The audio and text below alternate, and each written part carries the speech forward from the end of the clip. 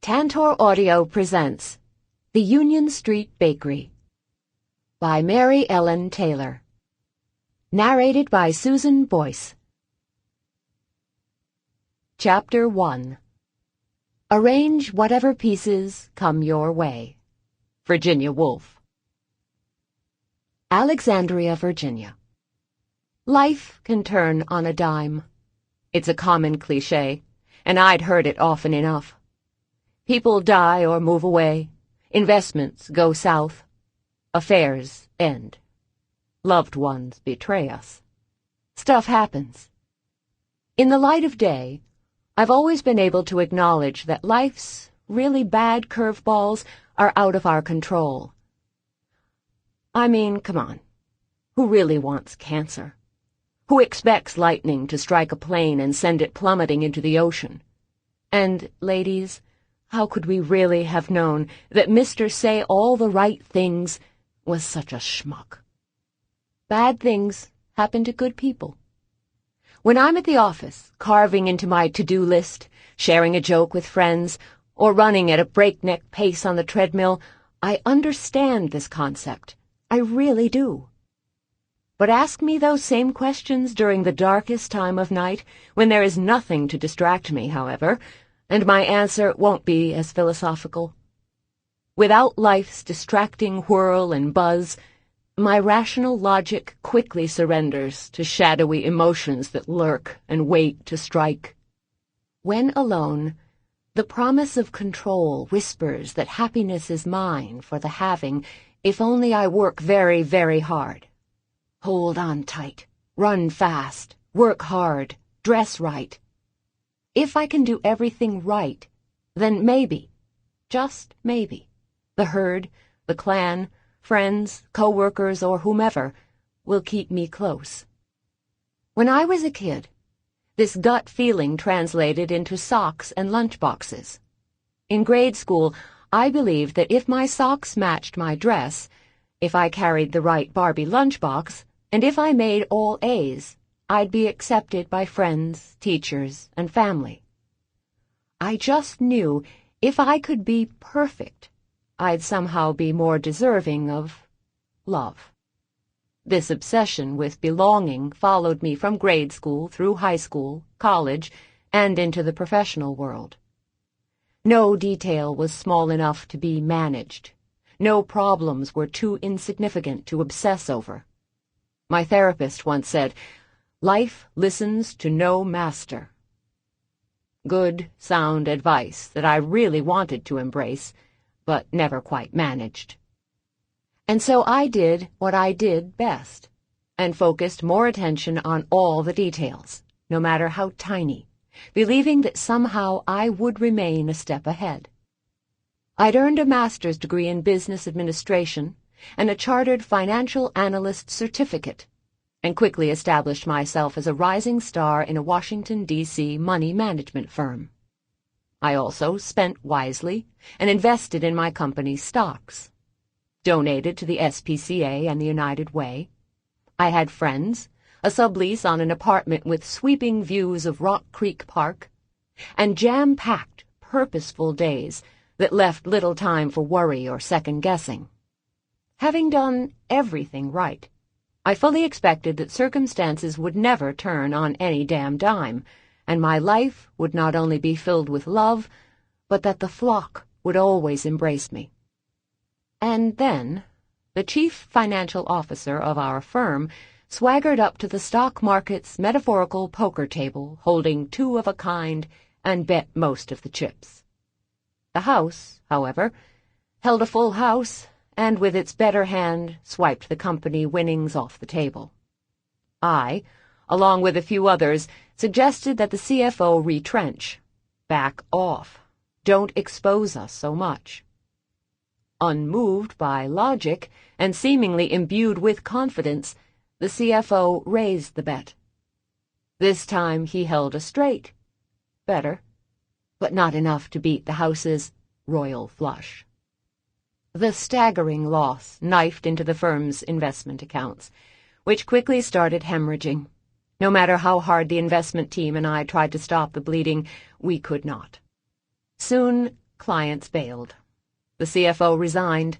And finally, in a New Year's Day panic, the firm's big boss sold our investment shop to a larger firm, which quickly declared all the members of the investment team obsolete. 1 second I was at my desk talking to a client, assuring him that my investments, though battered, remained tied up with the company like his. And in the next, the new CFO had me in his office and was spouting phrases like, "This is no reflection of you, Daisy. We respect what you did." Before I had time to shake off the shock, I had to stumble through a maze of gray cubicles toward the elevators, the buzzing fluorescents mingling with the whispers of co-workers. Tucked under my arm was a single box holding a plant, a framed picture of my parents standing in front of their bakery, a black mug, and my 2 diplomas. Someone had called out their best wishes to me, but I was too stunned and too humiliated to turn. The elevator doors opened, and I woodenly stepped into the car. In a blink, the doors closed on the last decade of my life. Now, as I sat on the edge of the pull-out sofa in my parents' attic room and watched the shadows dance and sway over roughly hewn ceiling beams, I wondered for the 100th time what I could have done differently to stop the explosion that rocked my life. I had seen the CFO's moodiness deepen daily, and had felt the weight of his stress. I had known something was wrong, but had assumed his plight was personal, not professional. I should have pushed through my own worries and spoken to him privately. I should have muzzled my insecurities and demanded to see his trades. I should have stood up on my desk and screamed, "Houston, we have a problem." But I didn't do any of those things. I kept my head down, basically obsessed over trimming the trees while the forest burned. Shit. I swung my legs over the side of the sofa to the cold wooden floor. My toes curled, and my heart drummed faster against my ribs as I stared at the fortress of crates, boxes, and suitcases crammed into the attic room. Beyond the barrier, my road bike leaned against one wall. Stacks of books piled high on the floor, and my laptop rested on an old sewing table. All my worldly goods had been wedged into boxes and trash bags and stowed in every available corner.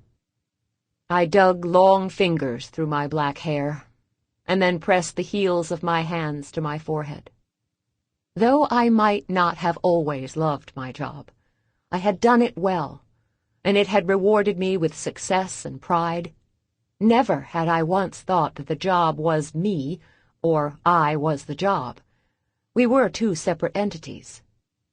But as I raised my gaze to the moonlight streaming in the room's single window, I had to concede that the job had wormed into my identity, like sprawling ivy vines, which over time, slowly and carefully, had burrowed into the mortar, brick, and foundation of my life. With the job gone, I was left damaged and marked, like bricks stripped clean of ivy. I was lost, adrift. Who the hell was I if I wasn't Daisy S. McCrae, Vice President, Suburban Enterprises? Panic scraped at the back of my head and made my skin crawl. It would be so easy to just scream and cry at the utter futility of this mess. But I'd learned at a very young age that crying never solved anything, nor did it calm the chaos. Shit. I stared at my toes and the chipped red polish from a weeks-old pedicure. Finance jobs in the area were few and far between in recent months, and with each new, "No, not now," overqualified, underqualified, my sense of helplessness grew. Never in my life had I worked so hard and received so many rejections. Soon, showers and a clean change of clothes had stopped being an everyday thing. My appetite vanished. I avoided friends and family. I couldn't seem to untangle the net that had me trapped. My cell phone, sitting on a makeshift moving box-turned-nightstand, shrilled an alarm that cut through the silence and startled me. I quickly shut off the glaring noise and checked the time. 3:21. I could barely think or function, and yet it was time to get up. Tears welled up in my throat, and as much as I wanted to pull my sleeping bag over my head and hide, I didn't. I swallowed. No tears. Daisy McCrae did not cry. How did I get here? Here was Old Town Alexandria, Virginia. My new, but I have been quick to say, temporary home was the top-floor apartment in my parents' 120-year-old brick townhouse. It was the room I'd shared with my sisters as a kid, where I'd played dress-up, dreamed of my birth mother, and traded secrets with imaginary friends. It was ground zero, square one of my life. And I was back. Oh, God. Dropping back against the lumpy mattress, I did pull the sleeping bag over my head. The money I'd invested with Suburban was all but gone. The furniture that filled my apartment was gone. My designer suits and Prada heels were in storage. My mail now forwarded to a 4-by-5-inch P.O. box in Alexandria. In a blink, I became the loser, unemployed kid living in the attic. Maybe, if I lay very still, I'll really wake up and find that the last few months have just been a nightmare. I waited, hoped, prayed for a miracle, even as the spring in the sofa mattress poked my backside and my mind shouted, "Get up! You've got promises to keep." I'd never broken a promise in my life. Ever. And that quirk was why I'd always been careful about making promises. Shit. I sat up, tossed aside the sleeping bag, and again swung my legs over the side of the sofa bed. Groping fingers found my worn sweatpants and a faded University of Richmond t-shirt, which, thankfully, I'd laid out before bed. Shrugging off my nightgown, the cool night air hit my bare skin and sent a chill through my body. Cursing my life, I quickly slipped on my clothes. Bare feet went begrudgingly into worn clogs as I pulled my crooked ponytail free and combed fingers through my wavy hair. I weaved through unpacked boxes toward the moonlight streaming through the window that overlooked Union Street in Old Town. It was a clear night, and the stars twinkled. I had never felt more lost or alone. You are not lost. The whisper-soft words rattled in my head now as they did the night prior when I first climbed the stairs to the attic. I'd not heard the voice in years. Most might have fretted over hearing a voice, but it was as familiar to me as the house's clanging pipes, flickering lights, and squeaky floorboards. You are not alone. Go away. My voice was gravelly and rough with sleep. Hearing myself respond out loud reminded me of the time I had a friend sleep over when I was a kid. Millie had heard me talking to someone she could not see, and when I told her the house had a ghost, she tried to laugh it off, but I could see the worry take root. That night, as the shadows swayed and my room filled with the steady, familiar sounds of footsteps on the attic stairs, she'd freaked. I tried to calm her with assurances that the ghost was good, but the more I spoke, the more hysterical she became. She called her mom shortly after midnight and begged to go home. She'd never slept over again. I'd always feared the future, but I'd never been afraid of whatever dwelled in this house. In fact, whoever was here was more like an annoying friend than foe. You are not lost. Want to bet? The temperature plummeted, and the scent of honeysuckle permeated the air. Follow the stars. Is that the best you got? What the hell does that mean? Follow the stars. I waited, listening for specific details, but heard only the sway of the wind through the trees outside my window. For generations, my parents' townhouse had not only been home to the family, but to the family business as well.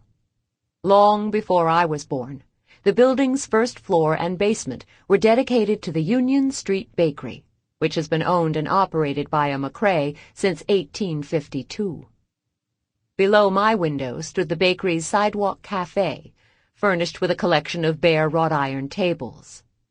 The table's umbrellas, along with the potted red geraniums, had been pulled in last night, as they had been every night for as long as I could remember. The trees lining the land between the garden and the Potomac River hadn't bloomed, or filled with leaves, so I could still see the lazy waters meander past. Lights from the Maryland side winked back. Soon green foliage would blossom, fill the empty branches, and blot out the Wilson Bridge, which joined the shores of Virginia and Maryland, and the development on the north side of the river. And this corner of Union Street would then feel as if it had slipped back to the time of carriages, cobblestone streets, schooners, and the first whispers of the Civil War. The first McCrae of the clan's American branch, Sean McCrae, had been an Irishman known for a quick temper, a mind for business, and the devil's luck in cards. He'd settled in Alexandria in 1842, coming to America with his daughter when his first wife died in the potato famine. He'd found work in a slave auction house, but over time lost his taste for trading human flesh. For a few years, no record of Sean surfaced, and his life slipped into the shadows.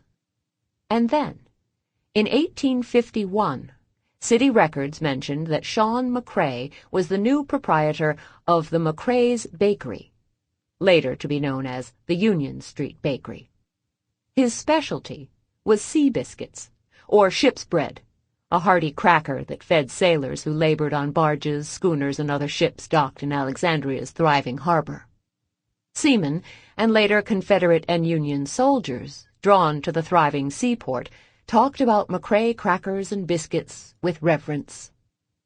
In 1865, Sean married his second wife, Sally Good, a young girl from Ohio. She became his partner in every sense, and some said her eye for business rivaled his own. They passed the business to their oldest son, and he did the same when he retired. Ever since, a McCrae has operated the business. And now I have returned to the city to do what so many of my clan did before me, to bake bread. I pushed open the window, closed my eyes, and inhaled the early morning air. The scent of honeysuckle laced the air. The twisting, twining vine had bloomed a month early this year, and reminded me of the day my birth mother kissed my cheek on a crowded Saturday afternoon at the bakery. She pushed a plate of butter cookies toward me and whispered, "Be a good girl. I will be back soon." Even though I was 3, I had sat patiently nibbling my cookies, watching red sprinkles pepper my yellow skirt, waiting, and expecting my mother to return. In those days, time always felt like forever, but I was used to waiting for my birth mother, so I didn't panic or cry. It was Sheila McCrae, the young hippie bakery shop owner with 5- and 3-year-old daughters of her own, who had noticed I sat alone and unattended for too long. She called for a search that quickly became frantic. I remember Sheila's husband, Frank McCrae, talking to the police, the social worker speaking to me softly, and me screaming bloody murder when they tried to lead me away. "No!" I'd shouted. "Mama!" Sheila McCrae had pulled the social worker aside and told her I could stay at the bakery as long as I wanted. Some compromise had been struck, and Mrs. McCrae had told me I could wait for my mother. Finally, I stopped crying. They'd coaxed me inside, found a change of clothes for me, and fed me supper. I sat awake in bed, clutching the sheets, still hoping my mom would return. Finally, I drifted to sleep. My birth mother never came back that night, or the nights that followed. The police launched a search. The river had been dragged. There'd been newscasts and articles that flashed my picture and the few statistics the McCraes had coaxed from me. but no one had come forward with information on the abandoned bake shop baby. I had only vague recollections of my birth mother. The scent of peppermints, the feel of her fingertips as she brushed hair out of my eyes, and the husky sound of her voice as she sang her one and only lullaby, Rock-a-bye Baby. The police never found or discovered her true identity. I gave my birth mother the made-up name of Renee, because it sounded very exotic. But the name Renee was as much a part of my imagination as the images of her that I had created. With no facts to anchor Renee, her story and likeness often shifted when I daydreamed. A destitute woman, a movie actress, a spy. But no matter who she was, or what she looked like, she loved me, and deeply regretted leaving me behind. Sheila and Frank McCrae, even before the Commonwealth terminated Renee's parental rights, effortlessly wove me into their family. The McCraes formally adopted me almost a year to the day Renee left. Both of my new parents did their best to make me feel loved in their home.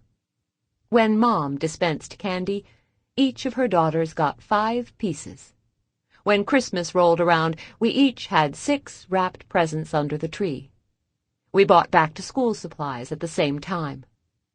And in elementary school, we each ended up with the same style backpack and the same white Nikes. But in my mind, I was a loose stray thread that was a little too off-color and uneven to fully mesh with the delicate Irish McCrae linen. Now as I stared at the patio, a rush of anger flooded my body.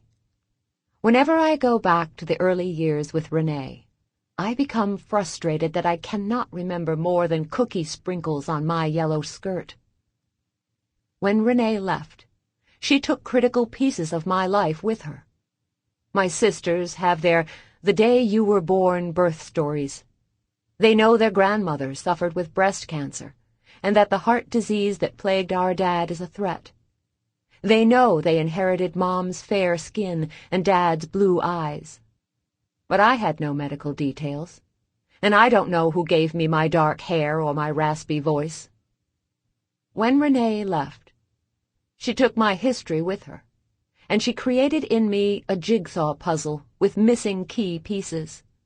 Almost complete, but not quite. What could a 3-year-old have done to deserve being ditched?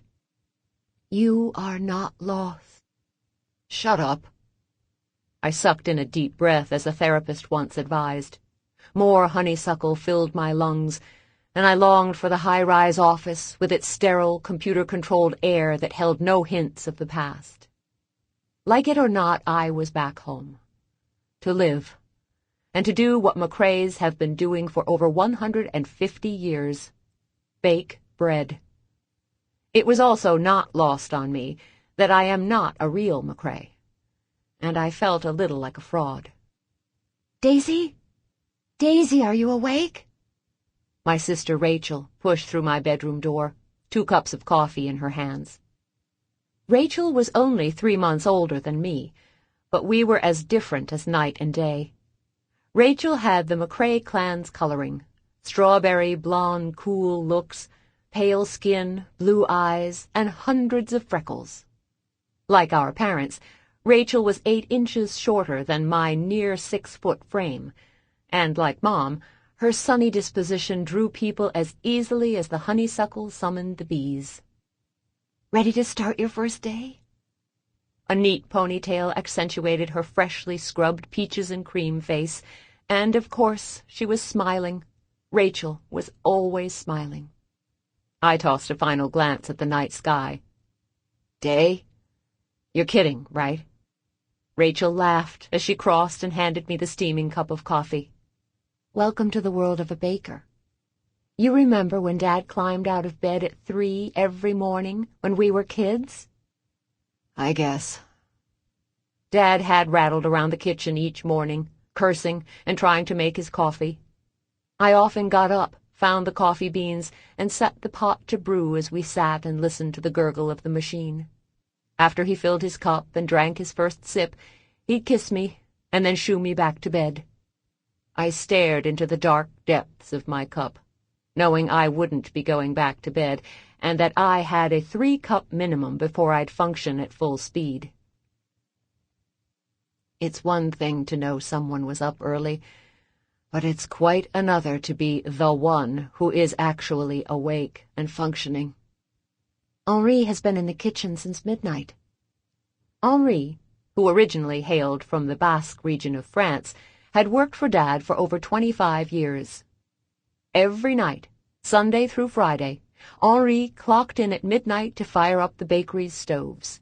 He mixed dough and shaped loaves until his shift ended just before 7. I only had vague recollections of him leaving each morning just before the store opened, a cigarette dangling from his lips, flour coated his black shoes, and several loaves tucked under his arm. Henri had always been a bit of a ghost to me. The thought of working side by side with him was jarring. Working until 3 in the morning was the norm when I had deadlines for the firm. But rising at this unholy hour is different. It breaks all the laws of nature. I can't believe you've been doing this for the last year alone. Rachel shrugged, and I imagined the worries rolling off her shoulders like rain from a duck's feathers. It hasn't been so bad. I'm up and have the bulk of my work done before the kids wake up. And remember, Margaret is scheduled to open the storefront at 7. According to the new plan, I would work in the bakery kitchen with Henri and Rachel, and then at 7, our other sister, Margaret, would arrive to work the front counter while I retired to the bakery office to sort the paperwork. Rachel would hurry upstairs to her 2nd-floor apartment to get her twin 5-year-old daughters up and dressed for school. Once the girls were out the door, Rachel had to head back downstairs to work in the shop, which she'd keep open until 3. Rachel's late afternoons were split between the bakery and doing more kid-related things, soccer, dance, and God only knows what else. Mom promised that the new plan would run like clockwork. Clockwork. Right. This entire family hadn't had many clockwork days in recent years. 6 years ago, when our parents retired, they moved into the townhouse building across the street, which they'd bought in the 80s and had been renting out. They also turned over the bakery to Rachel and her new husband, Mike. Mom and Dad were near 70 by then, and Dad's heart had given him some fits in the form of minor heart attacks. The changing of the guard seemed a natural, logical switch. I had just gotten a big promotion at work, and my sister and her husband had happily taken over the bakery. With my parents safely retired, my association with flour, hot ovens, and waiting on customers promised to slip happily into the past forever. A year later, Rachel and Mike's twins, Ellie and Anna, came screaming into the world 7 weeks early, but, in the long run, perfect. Rachel and Mike were thrilled. Mom and Dad beamed. Even my older sister Margaret had seemed happy with her Ph.D. studies at William and Mary. We had all found our place in the world. And then, 13 months ago, Mike had suffered a brain aneurysm while he'd been icing cakes. He died before the ambulance reached the hospital. The family rallied. I had made a loan to cover Rachel's cash flow problems, and Mom and Dad had stepped in to run the bakery. Margaret had come home for a few weeks and kept the register running. And Rachel hid in the kitchens, pouring her grief into endless confections. She often said the girls and baking had saved her sanity. Unfortunately, the routine my parents had managed so well for most of their youth soon overwhelmed their aging bodies. Dad had suffered another minor heart attack, so Rachel approached Margaret and asked for help. Margaret reluctantly agreed, believing she could work in the bake shop and finish her dissertation in her spare hours. I sent money, more than happy to part with cash so I could keep my distance. The family and bakery limped along for another year, but the schedule didn't really work. Margaret lost more and more time from her dissertation, and Rachel's weight and vitality waned as her Sample complete. Ready to continue?